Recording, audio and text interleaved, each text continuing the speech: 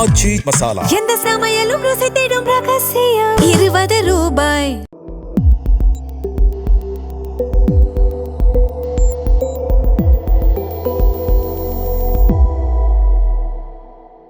தமிழ் தடம் நேயர்களுக்கு வணக்கம். நம்மோடு உரையாட ஊடகவியலாளர் திரு கேப்ரியல் இணைந்திருக்காங்க. வாங்க பேசலாம். அதற்கு முன்பாக சப்ஸ்கிரைப் பண்ணால் வீடியோ பார்த்துட்டு அப்படின்னா சப்ஸ்கிரைப் பண்ணிடுங்க. தொடர்ந்து தமிழ் தடம் சேனலுக்கு உங்களுடைய ஆதரவுகளை கொடுங்க. வணக்கம். வணக்கம். தேர்தல் களம் தினம்தோறும் அனல் பறக்குது. பிரச்சாரங்கள் எல்லா தலைவர்களும் பிரச்சார களத்தில் ரொம்ப தீவிரமாக இருக்காங்க.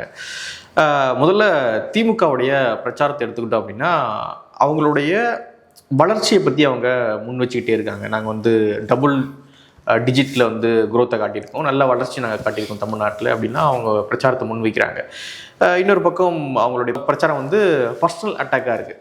எடப்பாடி அப்படி பண்ணார், இது பண்ணார் அப்படின்னு ஒரு பக்கம் அவருடைய வளர்ச்சியை சொல்கிறாங்க, இன்னொரு பக்கம் பர்சனல் அட்டாக்காக இருக்குது. ஸோ எப்படி போயிட்டுருக்கு டிஎம்கேவுடைய பிரச்சார காலம் பார்க்குறீங்க? அதோட சேர்ந்து இன்னொரு விஷயம் பார்த்தீங்கன்னா டைவர்ஷன்.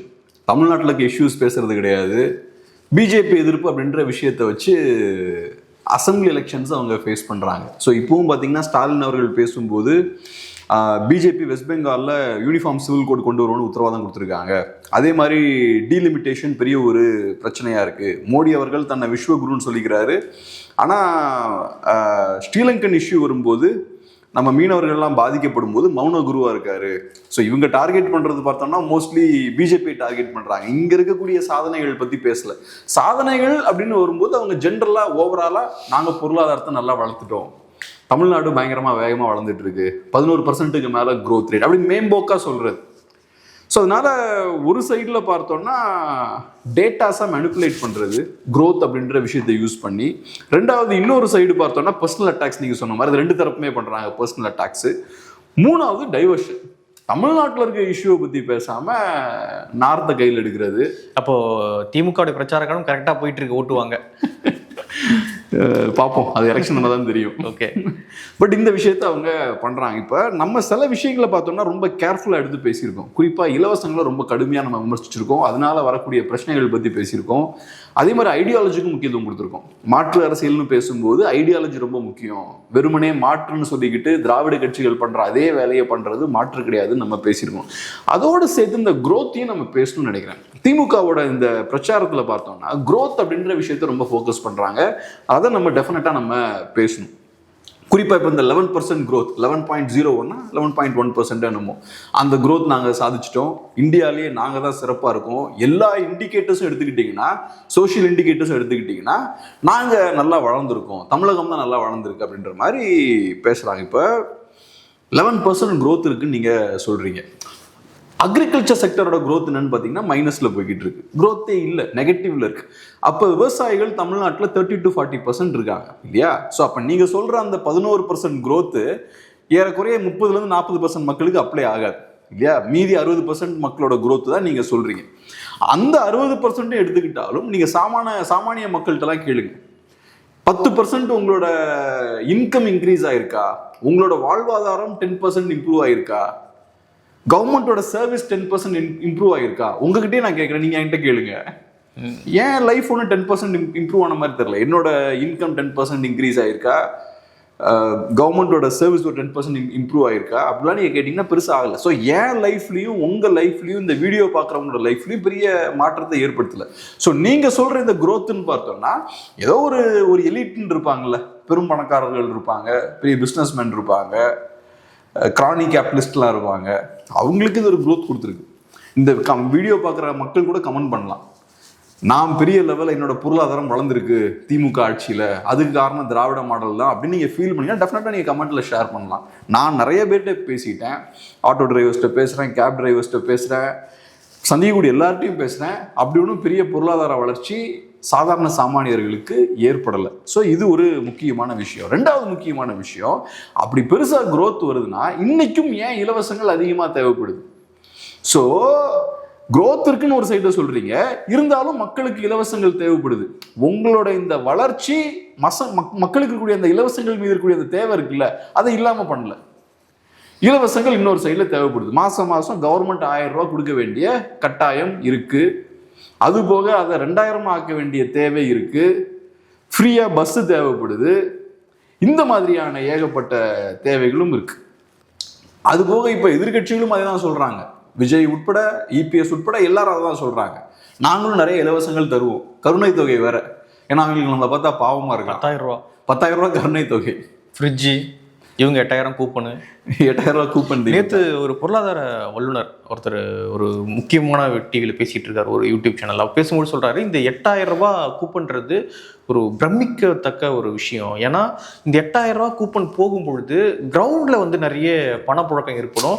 சின்ன சின்ன கடைகள்லாம் வந்து தங்களுடைய அந்த பிஸ்னஸை வந்து க்ரோ பண்ண நல்ல ஒரு விஷயமா இருக்கும் அப்படின்னு சொல்லிட்டு சம்பந்தம் இல்லாமல் ஒரு பேசிகிட்டு இருந்தார். இப்போ எக்கனாமிக் ஆக்டிவிட்டியை கவர்மெண்ட் ஸ்பெண்டிங் மூலமாக இன்க்ரீஸ் பண்ணிடலாம்னா அதை விட ஈஸியான வழி எதுவுமே கிடையாது. எல்லாருக்கும் மாதம் 50,000 ரூபா கொடுங்க, 50,000 ரூபா ஸ்பெண்ட் பண்ண தான் செய்வான் அவர் வெளில போய்.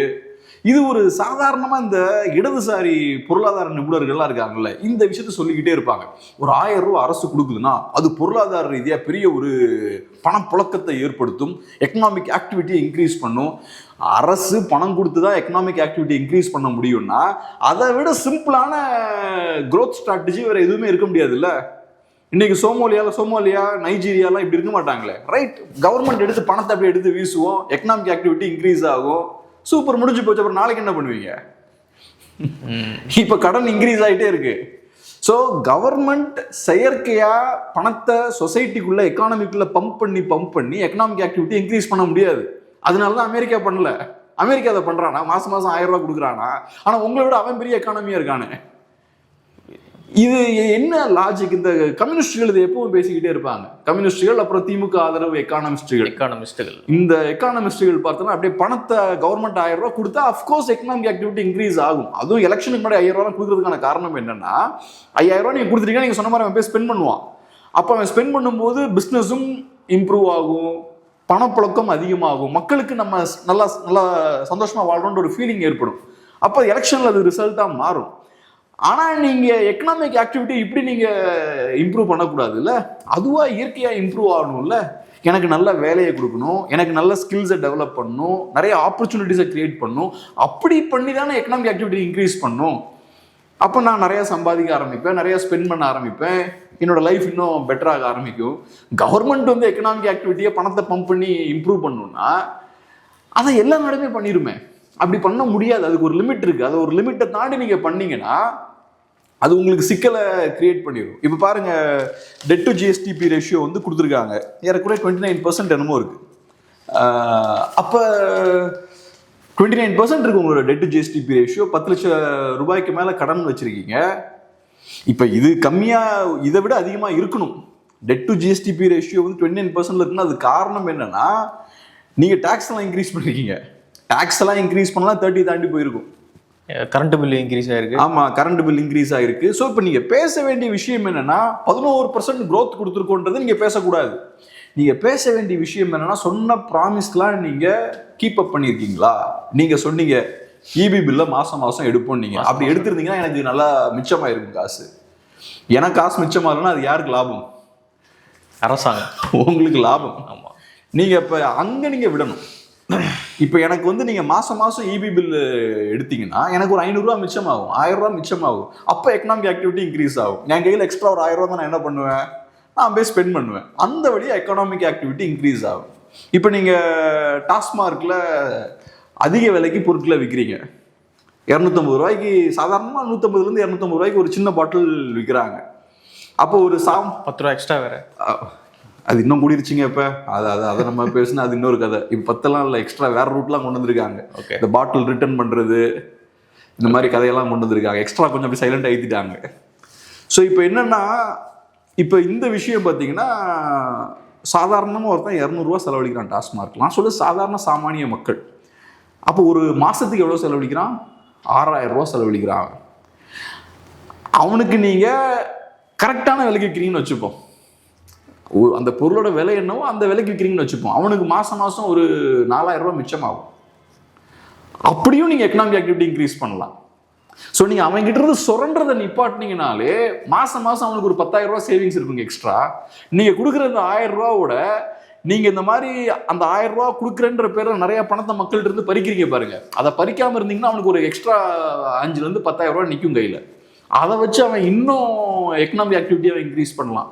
நீங்க சொன்னீங்க 1000 ரூபா வச்சு அவன் ஸ்பெண்ட் பண்ணுவான், அதை வாங்குவான், இதை வாங்குவான். 10,000 ரூபா வச்சு அதை தானே பண்ணுவான். அப்ப பொருளாதாரம் இன்னும் நல்லா சூடு பிடிக்க ஆரம்பிக்கும். பட் இவங்க பார்த்தோம்னா நாங்க கொடுத்தோம், அதுதான் எங்களுக்கு முக்கியம். நான் கொடுக்குறேன் இந்த 1000 ரூபா, அப்படி கொடுக்குறேன்ற பேர்ல இவங்க என்ன பண்றது, சகட்டு மேனிக்கு பணத்தை அங்கங்க உருவுறது. நம்ம கிட்ட இருந்து ஏகப்பட்ட பணத்தை உருவிட்டு 1000 ரூபா கொடுக்குறது. அதான் தாமஸ் சோவல்ன்ற ஒரு ஃபேமஸான எக்கானமிஸ்ட் ரொம்ப அழகா சொல்லியிருப்பாரு.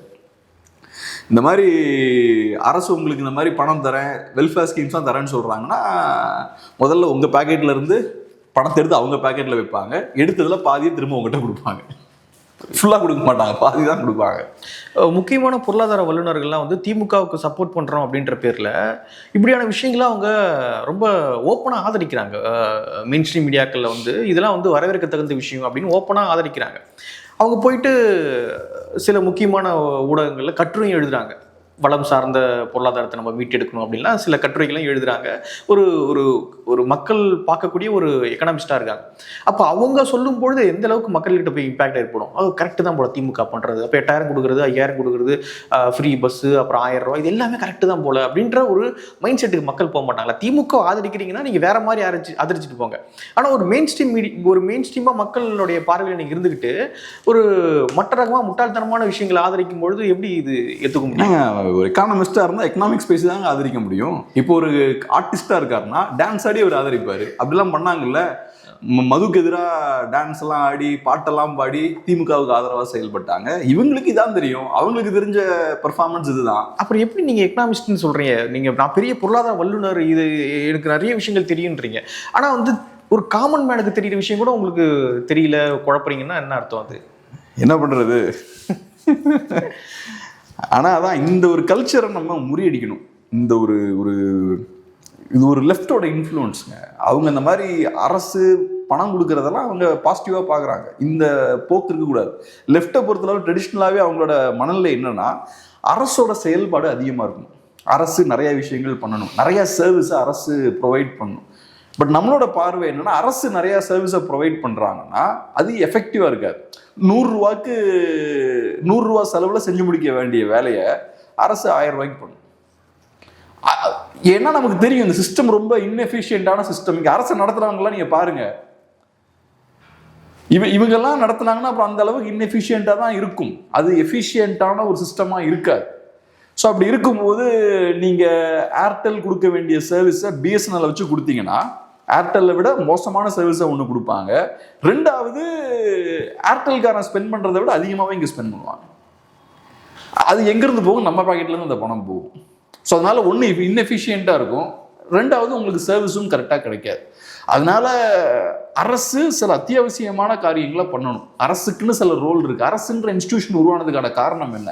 ஏன்னா கலெக்டிவாக சில விஷயங்கள் பண்ண வேண்டிய தேவை இருக்குது. நம்ம தனியாக சில விஷயங்கள் பண்ண முடியாது, ப்ரைவேட்டாக பண்ண முடியாது. ரோட்ஸ் போடுறதா இருக்கலாம், டிஃபென்ஸை பார்த்துக்கிறதா இருக்கலாம், இதுக்கெல்லாம் அரசு தேவை. அதோட நிப்பாட்டிக்கணும். அதை தாண்டி இந்தியா மாதிரியான ஒரு நாடு இருக்கும்போது சில விஷயங்களை நீங்கள் இன்வெஸ்ட் பண்ணணும். ஒரு காலத்தில் ஏர்லைன்ஸில் கவர்மெண்ட் இன்வெஸ்ட் பண்ணிச்சு. ஏர்லைன்ஸை கவர்மெண்ட் நடத்த வேண்டிய தேவை இருந்தது. ஏன் அப்படி தேவை இருந்தது? ஏன்னா மார்க்கெட் இந்தியாவில் பெருசாக இல்லை. ஏர்லைன்ஸை யூஸ் பண்ணுற அளவுக்கு ஒரு பெரிய மார்க்கெட் வந்து இந்தியாவில் இல்லை. அப்போ ப்ரைவேட் பிளேயர்ஸ் பெருசாக உள்ளே வரமாட்டாங்க. அப்போ கவர்மெண்ட் அதை நடத்த வேண்டிய தேவை இருந்தது. அதனால லாஸ் வந்தது. அந்த லாஸை கவர்மெண்ட் அப்போ ஃபேஸ் பண்ண வேண்டிய தேவை இருந்தது. ஏன்னா அந்த ஃபெசிலிட்டிலாம் இருந்தால் தான் நம்ம எல்லாரோடையும் வர்த்தகம் பண்ண முடியும், நமக்கு ஒரு கனெக்டிவிட்டி கிடைக்கும். அப்போ ஓகே, எனக்கு புரிஞ்சுக்க முடியுது. ஆனால் இன்றைக்கும் நான் உள்ளே உட்காந்துருக்கேன் அப்படின்னா இருக்கக்கூடாது. ஏர்டெல் கொடுக்க வேண்டிய சர்வீஸை கொடுத்துட்டு இருக்கக்கூடிய அதே சர்வீஸை மோசமாக எதுக்கு இன்னொரு கவர்மெண்ட் நிறுவனம் கொடுக்கணும்? அதனால் என்ன பிரயோஜனம் இருக்குது? அப்போ நீங்கள் அங்கே குவாலிட்டியை கண்ட்ரோல் பண்ணலாம். இல்லைங்க, அவங்க ரொம்ப மோசங்க, அவங்கெல்லாம் பயங்கரமாக ஃப்ராடுதனம் பண்ணுறாங்க. ப்ரைவேட் ஹாஸ்பிட்டல்ஸ் பாருங்கள் எவ்வளோ மோசமாக இருக்காங்க. அப்போ நீங்கள் அங்கே போய் அவங்கள என்ன சொல்கிறது, செக் அண்ட் பேலன்ஸ். ஆமாம், செக்ஸ் அண்ட் பேலன்ஸ் கிரியேட் பண்ணுங்க. அங்கே அதை ப்ராப்பராக நிர்வாகம் பண்ணுங்கள், அதுக்கு ஒரு சிஸ்டம் கிரியேட் பண்ணுங்கள். அதை விட்டுட்டு இருக்கவே கூடாதுன்றது சரி. அதை விட்டு நீங்கள் அந்த சர்வீஸை நான் ப்ரொவைட் பண்ணுறேன்னு சொன்னால் உன் வேலை அது கிடையாது. அதை மானிட்டர் பண்ணுறது, அதை மாடரேட் பண்ணுறது தான் உங்கள் வேலை. அதை விட்டுட்டு இல்லை அவங்க சரியில்லைன்னு நான் கொடுப்பேன் அப்படின்னா அது நம்ம பேக்கெட்லேருந்து நிறைய காசு போகும். அது கொஞ்சம் எம்ப்ளாயீஸு கொஞ்சம் பெனிஃபிஷியலாக இருக்கும். அது ஒரு 1000 பேருக்கு வேலையை கிரியேட் பண்ணி கொடுக்கும். அந்த 1000 பேருக்கு வேலையை கிரியேட் பண்ணி கொடுக்கறதால லட்சம் பேருக்கு நஷ்டத்தை ஏற்படுத்தும். நீங்களும் நானும் காசை வேஸ்ட் பண்ணிட்டு இருப்பாங்க. இவங்க என்ன நினச்சிக்கிறது, ஒரு 1000 பேருக்கு வேலை கிரியேட் ஆகுது, ஸோ அதுதான் வளர்ச்சி அப்படின்னு நினச்சிக்கிறாங்க. அது வளர்ச்சி இல்லை. நீங்கள் ஓவராலாக கணக்கு பண்ணி பார்த்தீங்கன்னா, கூட்டி கழிச்சு பார்த்தீங்கன்னா அதனால ஏற்படக்கூடிய நஷ்டம் அதிகமாக இருக்கும். ஸோ இங்கேயும் அதுதான். நம்ம ஆட்கள் பார்த்தோம்னா அரசுகிட்ட இருந்து என்ன கிடைச்சாலும் அது ப்ராஃபிட் அப்படின்னு நினைக்கிறாங்க, சொசைட்டிக்கு நல்லதுன்னு நினைக்கிறாங்க. மாதம் 1000 ரூபா கொடுக்குறதெல்லாம் சூசைடுங்க. அது அநியாயமாக பண்ணிக்கிட்டு இருக்காங்க. அதை இப்பயும் பாருங்கள், இவங்களுக்கு க்ரோத்துன்னு மொட்டையாக பேசுறது. அப்புறம் கேட்டால் என்ன, நாங்கள் தான் உள்ளதுலேயே வளர்ந்த ஸ்டேட்டாக இருக்கோம், இங்கே இருக்கக்கூடிய இந்தியாவில் இருக்கக்கூடிய மற்ற அந்த வளர்ச்சி அடையாத மாநிலங்களோட நம்மளை கம்பேர் பண்ணுறது, யூபி பீகாரோட கம்பேர் பண்ணி நாங்கள் தான் வளர்ந்துருக்கோம். சரி, அப்போ நீங்கள் தான் வளர்ந்துருக்கீங்க, அப்போ ஏன் இன்னும் இலவசங்கள் தேவைப்படுது? அதுவும் பாருங்கள், 21க்கு பிறகு தான் பெண்களுக்கு 1000 ரூபா கொடுக்க வேண்டியிருக்கு, ஃப்ரீ பஸ் கொடுக்க வேண்டியிருக்கு. அதுக்கு முன்னாடி காலகட்டங்களில் கூட அது தேவைப்படல. அப்போ முன்னாடி காலகட்டங்களை விட இப்போ மக்கள் மோசமாக இருக்காங்கன்னு கவர்மெண்ட் சொல்லுதா? இப்போ என்னன்னே புரிஞ்சிக்க முடியல. அதை நாளுக்கு நாள் இலவசங்கள் அதிகமாகிட்டே இருக்குது. நாளுக்கு நாள் இலவசங்களோட தேவைகளும் அதிகமாகிக்கிட்டே இருக்குது. அது காட்டக்கூடிய விஷயம் என்னென்னா, நம்ம நாளுக்கு நாள் மோசமாகிக்கிட்டு இருக்கோம் அப்படின்றது தான் காட்டுது. மேபி நீங்கள் சொல்கிற அந்த ஓவரால் க்ரோத்து அது இதெல்லாம் ரைட்டு, அது கொஞ்சம் பேருக்கு போய் சேருமா இருக்கும். இப்போ காங்கிரஸ் பீரியடில் நல்லா வேகமாக எக்கானமி வளர்ந்துட்டு இருந்தது, UPA 1 and 2 பீரியட்லலாம். அப்போ இந்த கான்செப்டை சொல்லுவாங்க. அதையும் இடதுசாரி பொருளாதார நிபுணர்கள்லாம் அந்த காலத்தில் சொல்லுவாங்க, ஃப்ரண்ட் லைன்லலாம் அடிக்கடி சொல்லுவாங்க. ஜாப்லெஸ் க்ரோத்தும்பாங்க. க்ரோத் இருக்குது, ஆனால் அந்த க்ரோத் பெருசாக வேலை வாய்ப்பெல்லாம் கிரியேட் பண்ணல, மக்களோட வளர்ச்சிக்கு அந்த க்ரோத் பெருசாக கான்ட்ரிபியூட் பண்ணல. ஆனால் நம்பரில் பார்த்தா க்ரோத் இருக்கும். ஸோ அந்த க்ரோத்தால் வரக்கூடிய லாபங்கள்லாம் எங்கே போகுது? பெரும் பணக்காரர்களுக்கும் பெரிய பெரிய முதலாளிகளுக்கும் போகுது. சாதாரண மக்கள்கிட்ட அது ட்ரிக்கிள் டவுனாகவே வரல. இந்த கான்செப்ட் ட்ரிக்கிள் டவுன் எஃபெக்ட்டும்பாங்க எக்கனாமிக்ஸில். ஸோ பெரும் நிறுவனங்கள் நிறையா சம்பாதிச்சாலும் ஓவராலாக க்ரோத் வந்தாலும் அதோட லாபங்கள் கொஞ்சம் கீழே ட்ரிக்கிள் டவுன் ஆகும். ட்ரிக்கிள் டவுன் அப்படி கொஞ்சம் கீழே அப்படி லீக் ஆகி கீழே வரைக்கும் போகிறத ட்ரிக்கிள் டவுன் எஃபெக்ட்டும்பாங்க. அந்த விஷயம் மேக்ஸிமம் நடக்கலம்பாங்க முன்னாடி. ஸோ க்ரோத் நிறையா இருக்குது UPA கவர்மெண்ட்டில், ஆனால் ட்ரிக்கிள் டவுன் எஃபெக்ட்னு தியரிட்டிக்கலாக சொல்கிறாங்கல்ல, அது ப்ராக்டிக்கலாக நடக்கலை அப்படின்னு விமர்சனங்கள்லாம் வைப்பாங்க. அதுதான் நான் சேலஞ்ச் பண்ணுறேன். இப்போ நம்ம இங்கே இருக்கோம், மார்க்கெட் பக்கம் தான் இருக்கோம், நீங்கள் எல்லார்ட்டையும் போய் பேசுங்க. 10% என்னோட இன்கம் இன்க்ரீஸ் ஆகிருக்குன்னு யாருமே சொல்ல மாட்டாங்க. ஸோ அப்போ ஓவரால் GDP 10% இன்க்ரீஸ் ஆனாலும், GSDP 10% இன்க்ரீஸ் ஆனாலும் அதோட பெனிஃபிட்ஸ் பார்த்தோம்னா ப்ரொபோஷனலாக மக்களை போய் சேரல டெஃபினட்டாக. அதுவும் நான் சொன்ன மாதிரி விவசாயிகள் எடுத்துக்கிட்டோன்னா ஒன்றுமே இல்லை, 0 கீழே அவங்களுக்கு. அப்போ அவங்களோட வாழ்வாதாரம் இன்னும் மோசமாயிருக்கும். ஸோ அதுதான் நமக்கு வேணும். நமக்கு வேண்டியது இந்த நம்பர்ஸை வச்சு விளையாடுறது கிடையாது, நமக்கு ஆக்சுவல் க்ரோத் நமக்கு வேணும். நீங்கள் இதை அழுத்தி ரொம்ப கேட்டிங்கன்னா பிஜேபி உள்ள வந்துருன்றாங்க. என்ன அவ்வளோதான் கேட்குறேன், பிஜேபி உள்ள வந்துடும். இப்போ அங்கே தானே போய் நிற்கிறாங்க. இப்போ பாருங்கள், இந்த கேம்பெயின் பாருங்கள், யூனிஃபார்ம் சிவில் கோட் பிஜேபி கொண்டு வந்துருவாங்கன்றாங்க. அப்படி சொல்கிறாங்க. வெஸ்ட் பெங்கால் அந்த மாதிரி கேம்பெயின் பண்ணுறாங்கன்றாங்க. அதே மாதிரி ஸ்ரீலங்கன் இராணுவம் நம்ம மீனவர்களை ரொம்ப மோசமாக நடத்துகிறாங்கன்றாங்க. அப்புறம் டீலிமிட்டேஷனை கொண்டு வந்துருவாங்கன்னு சொல்கிறாங்க. இதெல்லாம் ரைட்டு, நீங்கள் பேச வேண்டிய விஷயம் தான். ஆனால் 5 வருஷமாக இதெல்லாம் நீங்கள் பேசியிருக்கணும்ல, 5 வருஷமாக நீங்கள் பாஜக மேலே அழுத்தம் போட்டுக்கணும்ல. கரெக்டாக இப்போ நீங்கள் இதை பண்ணுறீங்க. இந்த அரசியல்னா ஒர்க் அவுட்னா ஆகுது. இப்போ பாருங்கள், ஸ்டாலின் அவர்கள் இதெல்லாம் பேசுகிறாரு, EPS அதுக்கு ரெஸ்பாண்ட் பண்ணுறாரு. EPS இப்போ என்ன பண்ணுறாரு, நாகப்பட்டினமில் அவர் பேசும்போது ஹிந்துவில் மட்டும்தான் அந்த நல்லா டைட்டில் போட்டிருக்காங்க. இதுதான் ஆக்சுவல் நியூஸ். EPS என்ன பண்ணுறாரு, கூட்டணின்றது பார்த்தோன்னா அது சும்மா எலெக்ஷனுக்கு தான், அது ஐடியாலஜி சம்மந்தப்பட்ட விஷயம் இல்லை. ஐடியாலஜின்றது எலெக்ஷனும் கடந்த விஷயம். ஸோ அதனால் நாங்கள் இப்போ பாஜகவோட கூட்டணி வச்சிருக்கிறதால அவங்களோட ஐடியாலஜியெலாம் நாங்கள் ஏற்றுக்கிட்டோன்னு கிடையாது. மைனாரிட்டிஸ்லாம் எங்களுக்கு தாராளமாக ஓட்டு போடலாம், குறிப்பாக இஸ்லாமியர்கள் எங்களுக்கு ஓட்டு போடணும் அப்படின்ற விஷயத்தை அவர் பேசுகிறார். ஸோ அப்போ பாஜகவை அதிமுகவோட கனெக்ட் பண்ணி பேசுறது அதிமுகவுக்கு டேமேஜ் ஏற்படுத்துது. அதனால தான் அதை கவுண்டர் பண்ணுறதுக்கு இதெல்லாம் பேசிகிட்டு இருக்காரு. ஸோ இப்போ நிறைய பேசியிருக்காரு. அந்த அர்த்தத்தில் விளக்கமும் கொடுக்குறாரு. பாஜகவோட நாங்கள் அலையன்ஸ் ஃபார்ம் பண்ணதுக்கான காரணம் என்னன்னா, ஓட் ஸ்பிளிட் நடக்கக்கூடாது, ஓட் உடையக்கூடாது அப்படின்றதுக்காக நாங்கள் ஃபார்ம் பண்ணியிருக்கோம். அதை தாண்டி நாங்கள் ஜெயிச்சதுக்கப்புறம் நான் தான் CM ஆக போகிறேன், ஸோ எந்த வகையிலையும் பாஜகவோட இன்ஃப்ளூயன்ஸ் இருக்காது அப்படின்றத அவர் பேசுகிறாரு. இப்போ இதில் வேடிக்கையான விஷயம் என்னென்னா, இப்படி பேசுகிறதால மைனாரிட்டி ஓட்ஸ் அதிமுகவுக்கு போக போகிறது கிடையாது. ஆனால் இப்படி பேசுகிறதால அலையன்ஸ் கெமிஸ்ட்ரி இல்லை அப்படின்றதையும் இது காட்டும். பாஜகவுக்கும் அதிமுகவுக்கும் ஸ்மூத்தான ரிலேஷன்ஷிப் இல்லை அப்படின்றதும் காட்டும். ஆனால் இந்த இடத்துக்கு இபிஎஸ்ஸை திமுக புஷ் பண்ணியிருக்காங்க. அவங்க பாஜகவோட அதிமுகவை கனெக்ட் பண்ணி பேசிட்டு இருக்காங்க. பாஜக தான் மிகப்பெரிய த்ரெட் அப்படின்ற விஷயத்தை எஸ்டாப்ளிஷ் பண்றாங்க. அதெல்லாம் சேர்த்து பண்ணும்போது இபிஎஸ்க்கு ரெஸ்பாண்ட் பண்ண வேண்டிய தேவையும் ஏற்படுது. என்ன கேட்டா பண்ணவே வேண்டான்றீங்களா? ஆமா, இந்த எலெக்ஷன்ல நீங்க வந்து என்னதான் பண்ணாலும் மைனாரிட்டி ஓட்ஸ் வராது. நீங்க பிஜேபியோட அலையன்ஸ் ஃபார்ம் பண்ணிருக்கீங்க. அப்ப போனதான் நீங்க அதை ஏத்துக்கணும், அவ்வளவுதான். நீங்க என்னதான் பெர்ஃபார்மன்ஸ் கொடுத்தாலும் வரப்போறது இல்லை. இருக்கிற ஓட்ஸ் பிஜேபி ஓட்ஸ் தான். அதை ஓரளவுக்கு ஸ்ட்ராங்கா வச்சுக்கலாம், முடிஞ்ச அளவுக்கு அதை கட்டுக்கோப்பா வச்சுக்கலாம் நீங்க யோசிக்கணும். அது புரிஞ்சு போயிடக்கூடாது. அவனையும் குழப்பிக்கிட்டு இவனையும் குழப்பிக்கிட்டு நீங்க அங்கேயும் போய் வம்பு பண்ண வேண்டிய அவசியம் கிடையாது. ஏன்னா மைனாரிட்டி ஓட்ஸ் வரப்போறது கிடையாது. உங்களுக்கு 24லயே வரல. உங்களுக்கு நீ தனியா நின்னப்பே மைனாரிட்டி ஓட்ஸ் வரல. நீங்க பிஜேபி இருக்கீங்க. அப்ப எஸ்டிபிஐயோட கூட்டணி வேற வச்சிருந்தாங்க. இப்ப அவங்களும் பார்த்தா அதிமுக தான் அட்டாக் பண்ணிட்டு இருக்காங்க. ஸோ அதனால ஆடு வேற ரெகுலரா யூடியூப்ல ஓபன் பண்ணா வருது.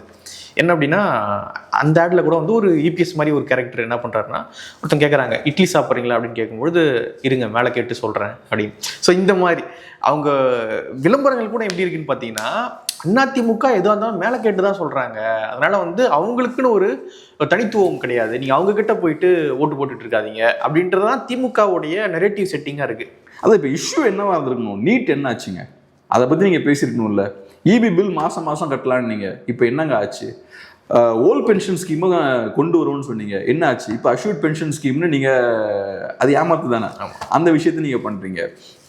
பணி நிரந்தரம் தருவோன்னு நீங்கள், காலி இடங்களை ஃபில் பண்ணுவோன்னு சொன்னீங்க, எதுவும் நீங்கள் செய்யலை. அதெல்லாம் தானே நீங்கள் கேட்கணும். அப்புறம் வருஷத்துக்கு 100 நாள் வந்து நாங்கள் சட்டமன்றம் நடத்தோம்னாங்க. ஆமா, ஆனா 5 வருஷத்துலயே 100 நாள் தான் நடத்திருக்கோம். ஆமா, ரொம்ப கம்மியா, ரொம்ப கம்மி. ஸோ இப்போ இந்த விஷயத்துல தான் நீங்க பேசியிருக்கணும். நாங்க சொன்ன மாதிரி நீட்டை நாங்க நடத்தி முடிச்சிட்டோம், குரோத் எல்லாம் ரைட் இருக்கட்டும், ஆனா நீட்னால தமிழ்நாட்டுக்கு பாதிப்பு ஏற்படுது அப்படின்றதுக்காக தானே நீட்டு வேணான்றீங்க. அப்ப நீட் இன்னைக்கு இருக்குல்ல, அதெல்லாம் தான் நீங்க பேசணும். அதெல்லாம் பேசாம தார்மீக பொறுப்பேற்றுக்கிறேன்னு கூட வரமாட்டேங்குது. சரி, நான் 5 வருஷம் சொன்னேங்க, பண்ண முடியலங்க, நான் அது பொறுப்பேற்றுக்கிறேன், நான் இன்னும் 5 வருஷத்துல நான் பண்ணி காட்டுறேன், ஏதாவது ஒன்று சரண்டர் ஆகணும்ல. அது அந்த கதையே கிடையாதுங்க. நமக்கு ஒரு இடத்துல சிக்கல் இருக்குன்னு அதை பேசுறதே கிடையாது. ஆனா அந்த வகையில பார்த்தோம்னா பழனிசாமி அவர்கள் கொஞ்சம் டெமோக்ராட்டிக்கா இருக்காரு. ஒரு விஷயத்துக்கு மக்களுக்கு நம்ம விளக்கம் கொடுக்கணும், அவங்க நம்ம மேல ஒரு குற்றச்சாட்டு வைக்கிறாங்க, அதை நம்ம எக்ஸ்பிளைன் பண்ணுவோம். அது நமக்கு நெகட்டிவ் இம்பாக்டை ஏற்படுத்துதோ பாசிட்டிவ் இம்பாக்டை ஏற்படுத்துதோ, ஜனநாயகத்துல மக்களுக்கு நீங்க ஒரு தெளிவை ஏற்படுத்தணும். அதை இவங்க பண்றாங்க. திமுகவை பொறுத்தளவு எனக்கு ஒரு இடத்துல சிக்கல் இருக்குன்னு நான் பத்தி பேசவே மாட்டேன். அது கிடையாது. நீட்டுன்ற ஒரு இஷ்யூவே நீ கிடையாது. யார் வாயில இருந்தும் நீட்டுன்ற இஷ்யூ வராது. ஏதோ வகையில இவங்களும் அதை பேச மாட்டேங்கிறாங்க. நீட்டை பெருசா மற்ற கட்சிகளும் பேச மாட்டேங்கிறாங்க. ஸோ ஓரளவுக்கு மற்ற கட்சிகளையும் அவங்களுக்கு கண்ட்ரோல் பண்ண முடியுது. அடுத்ததாக நேற்று டிவிகே உடைய பிரச்சாரம் ஞாயிற்றுக்கிழமை, அந்த கன்னியாகுமரி பிரச்சாரம் ரத்து செய்யப்படும் அப்படின்னு சொல்லப்பட்டுச்சு. இல்லை நாங்கள் வர்றோம் அப்படின்னு களத்துக்கு வந்திருக்காரு திரு விஜய் அவர்கள். சைக்கிள்லாம் ஓட்டியிருக்காரு. இந்த பைபாஸில் சைக்கிள்லாம் ஓட்டி நல்ல கூட்டம், மீனவர்கள். அப்புறம் சைக்கிள் விட்டு ஓட வேண்டிய சூழலும் ஏற்பட்டுச்சு. சைக்கிள் விட்டு ஓட்டுறாரு பயந்துட்டு. அப்புறம் மீனவர்கள் பற்றி பேசினாரு. கிறிஸ்தவ மக்கள் அந்த இது கொடுக்குறாங்க, சிலை கொடுக்குறாங்க, மாதா சிலை, அதை வாங்குறாரு. ஸோ இந்த மாதிரியான விஷயங்கள்லாம் அங்கே பார்க்க முடிஞ்சுது. என்ன எங்கே பண்ணணுமோ அதை அங்கே கரெக்டாக பண்ணிக்கிட்டு இருக்காரு. ஸோ எப்படி பார்க்குறீங்க இந்த பிரச்சாரம், கன்னியாகுமரி பிரச்சாரம்? ஆனால் சைக்கிள் என்ன ஆச்சு? ஏன் ஒரு சைக்கிள் ஓட்டிட்டு வந்தாரு, டக்குனு அதை விட்டு பின்னாடி ஓடினார் தெரியும். அங்கேருந்து ஆட்கள் ஓடி வந்தாங்க. ஸோ அதனால பயந்துட்டு அவர் விட்டார். ஓகே, எனக்கு என்ன டவுட்னா, ஒருத்தர் வந்து பூ போட வர்றாரு லெஃப்ட்ல, அவர் பூ போடுறத பார்த்தா இப்படி போடுறாரு அதை. ஸோ ஏதோ வெடி ஏதோ போடுறாருன்னு நினைச்சு அதை பார்த்து போனாரோன்னு எனக்கு ஒரு டவுட். அந்த சைடில் நீங்க பாருங்க, அந்த வீடியோலயே லெஃப்ட்ல ஒருத்தர் பூ போடும்போது இப்படி போடுறாரு வந்து ஒருத்தர். அது அவர் போடுறது பார்த்தா பூனை இப்படி சாஃப்டா இப்படி போடுவாங்களா, அப்படி போடல. அவர் ஏதோ ஹெவியான ஒரு ஆப்ஜெக்ட் டிராப் பண்ற மாதிரி அவர் டிராப் பண்ணாரு மேபி. அதனால அந்த பையனா இருந்திருக்குமோ விஜய்க்கு? இருக்கும்ல, இவ்வளோ பெரிய கூட்டம், என்ன யார் பண்ணுவான்னு தெரியாது. நார்மலான லீடர்ஸ்க்கே பார்த்தீங்கன்னா பெரிய பெரிய லீடர்ஸ்லாம் வரும்போது திடீர்னு வெடிலாம் போட்டுருவாங்க. சில லீடர்ஸ்க்கு வெடி பிடிக்காது. எனக்கு ஒரு வெடினா அந்த பட்டாசு போடுவாங்க. எனக்கு ஒரு மினிஸ்டர் அவரை தெரியும், அவருக்கு வெடி போட்டா பிடிக்காது, பட்டாசு போட்டா அவருக்கு பிடிக்காது. சிலவங்க என்ன பண்ணுவாங்க, அது அவங்களுக்கு தெரியாது. ஒரு இடத்துக்கு வராருன்னா பயங்கரமா டமால் டுமில் வெடி போட்டுருவாங்க, பட்டாசு போட வேண்டியது. அவரை பயங்கரமா அது இரிட்டேட் பண்ணும். அதுவும் இந்த மாதிரியான பெரிய கூட்டம் வரும்போது அதெல்லாம் நிறைய நடக்கும். இவங்க அது அப்புறம் இந்த ஃபேன்ஸும் கொஞ்சம் டேஞ்சரஸான ஒரு குரூப் தான். அப்புறம் சைக்கிள் ஓட்டுறதெல்லாம் விஜயுமே தவிர்க்கலாங்க. ஏற்கனவே அங்கே நிறைய அசம்பாவிதங்கள் நடந்துட்டு இருக்கு. அதை கண்ட்ரோல் பண்ணுறதுலே சிக்கல் இருக்குது. ரெண்டாவது, போகிற இடங்களுக்குலாம் நீங்கள் கரெக்ட் டைமுக்கு போய் சேரவும் மாட்டேங்கிறீங்க, ஒரு பெரிய டிலேவும் இருக்குது. அப்படி இருக்கும்போது நீங்கள் ஒன்று உங்களோட சேஃப்டி, மக்களோட சேஃப்டி, அப்புறம் உங்கள் பவுன்சர்ஸுக்கெலாம் கஷ்டம் ஏற்படுத்தக்கூடாது, அப்புறம் மக்களையும் வெயிட் பண்ண வைக்கக்கூடாது. நீங்கள் டக்குன்னு போய் சேர்த்துட்டீங்கன்னா முடிஞ்சிடும். நீங்கள் வேனில் போய் உள்ளே உட்காந்துப்பீங்க சைக்கிள் 2 நிமிஷம் ஓட்டிட்டு. ஆனால் நீங்கள் ஸ்லோவாக வெயிலில் நிறைய பேர் காத்துக்கிட்டு இருப்பாங்களா, அவங்களுக்குலாம் கஷ்டம் இல்லை. இந்த சிக்கல்லாம் இருக்குது. ஸோ அதனால் அந்த சைக்கிளில் போகிறது எனக்கு ரொம்ப நல்ல ஐடியாவாக தெரில. அன்னைக்கும் நம்ம பார்த்தோம், சைக்கிளில் போகும்போது அவரே பிடிச்சி தள்ளிலாம் விடுறாங்க. அது ஒரு டிசிப்ளின்டான ஒரு கூட்டம் இல்லை. டிசிப்ளின்டான கூட்டம்னா லீடர் மேலே ஒரு ரெஸ்பெக்ட் இருக்கும். ஸோ லீடரை ப்ரொடெக்ட் பண்ணும், லீடர் வந்து நம்ம தலைவர், அவர் தான் நம்ம ஃபியூச்சர், அந்த புரிதெல்லாம் அவங்களுக்கு இருக்கும். ஸோ ஒரு ரெஸ்பெக்டோட அவங்க டீல் பண்ணுவாங்க. ஆனால் ஒரு டிசிப்ளின் இல்லாத கூட்டம் பார்த்தீங்கன்னா அந்த லீடரை தொடுவது தான் என்னோட பிரைமரி அப்ஜெக்டிவ். அந்த தொடர ப்ராசஸில் அவருக்கு டேமேஜ் ஆனாலும் பரவாயில்ல, என்னால் தொட முடியலன்னா குறைந்தபட்சம் என் கையிலேருந்து போகக்கூடிய துண்டு அவரை டச் பண்ணணும், இல்லை என் கையிலிருந்து போகக்கூடிய வாட்டர் பாட்டில் அவரை டச் பண்ணணும் அப்படின்னு அவங்க யோசிக்கிறாங்க. ஸோ அதனால் இது அவர் என்ன கேட்டால் அந்த சைக்கிள் ஓட்டுறதை ஸ்டாப் பண்ணலான்னு நினைக்கிறேன். அங்கே நிறையா குழப்பங்கள் அது ஏற்படுத்துகிற மாதிரி தெரியுது. ஆனால் நிறைய பிரச்சாரங்களும் கேன்சலும் ஆகிருக்குன்னு நினைக்கிறேன். நிறைய பிரச்சாரம் கேன்சலும் ஆகிருக்கு. இப்போ கன்னியாகுமரி கேன்சல் ஆகிடும் அப்படின்னாங்க, ஆனால் கேன்சல் ஆகலை, போயிட்டாங்க. ஸோ அதான் அவர் அக்ரெசிவாக இப்போ கேம்பெயின் பண்ணுறாரு. நான் இந்த அளவுக்கு கூட அவர் பண்ணுவார்னு நினைக்கல. ஆனால் இந்த அளவுக்கு அவர் கேம்பெயின் பண்ணுறதே பெரிய விஷயம். ஏன்னா ஒரு அரசியல்வாதியாக இருக்கிறது டஃப்பான விஷயம், கேம்பெயின்லாம் பண்ணுறது ரொம்ப டஃப்பான விஷயம். அரசியல்வாதிகள் இதை பண்ணுவாங்க, கிரவுண்டில் நல்லா ஒர்க் பண்ணுவாங்க. ஒரு அரசியல்வாதி கரப்டான பொலிட்டிஷியனாக இருந்தாலுமே கூட எலெக்ஷன் டைம் வரும்போது பார்த்தீங்கன்னா ஒரு 30 இயர்ஸ் அக்ரெசிவாக கேம்பெயின் பண்ணுவாங்க, 30 days அக்ரெசிவாக கேம்பெயின் பண்ணுவாங்க. அதுவும் இந்த வெயில் காலத்தில் அந்த மாதிரி கேம்பெயின் பண்ணுறதுலாம் ரொம்ப கஷ்டமான காரியம். சினிமாக்காரங்க வந்து இந்த கொடைக்கீழே இருந்துக்கிட்டு ஒரு அந்த கேரவேனில் போய் ரெஸ்ட் எடுக்கிறது, இந்த மாதிரியான லைஃப் ஸ்டைல் அவங்களுக்கு இருந்திருக்கும். பட் இப்போ இது டிஃப்ரெண்ட்டான ஒரு காலகட்டம். இப்போவே பாருங்க, அவர் வந்து ஃபுல் ஹேண்டில் தான் வராரு, மடிச்செல்லாம் விட மாட்டுறாரு, ஃபுல் ஹேண்டு இப்படி விட்டுட்டு தான் வராரு. ஏன்னா ஸ்கின்னு டேன் ஆகிடும் அப்படின்ட்டு. சிக்கல் இருக்குல்ல, சிக்கல் இருக்கு. ஆமாம் ஆமாம், சினிமா தானே முக்கியம், அப்புறம் அதை கெடுத்துக்கூடாது இல்லை. அப்புறம் உங்களை நம்பி வந்துக்கிட்டு ஆமாம் நாளைக்கு திரும்பி சினிமாவுக்கு போகும்போது ரொம்ப இதுவாக அப்புறம் மேக்கப் பண்ண வேண்டிய நிலைமை வந்ததுன்னா ஸோ அதை கண்டிப்பாக ப்ரொடெக்ட் பண்ணி தான் ஆகணும்.